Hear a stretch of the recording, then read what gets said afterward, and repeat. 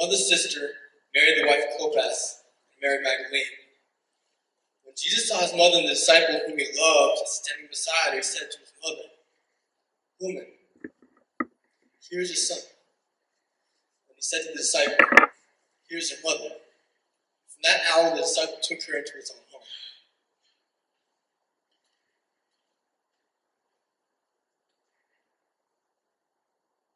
I wonder what it was like for Mary to lose her child.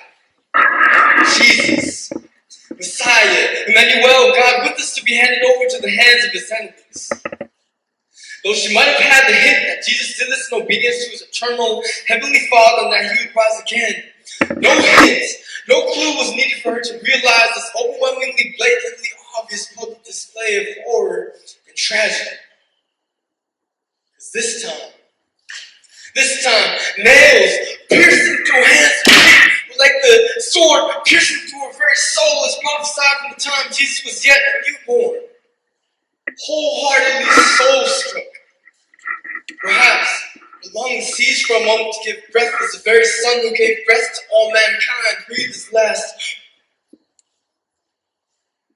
And at the most human level, her own Son being tortured and humiliated in front of all.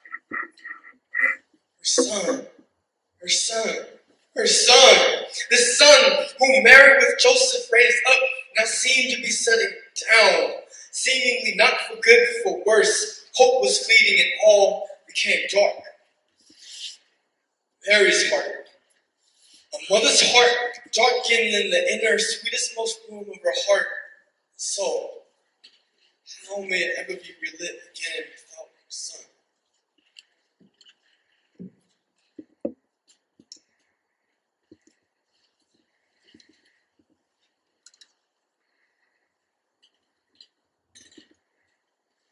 Utter pain may have taken Mary over, causing her to be absolutely overwhelmed with grief and shock from a whole other world, unable to focus on a future sunrise in the midst of the most horrific sunset.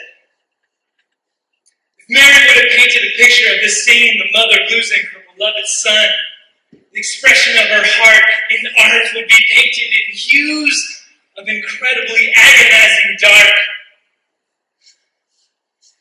Yet, even in the midst of incredible darkness and pain, Jesus saw her.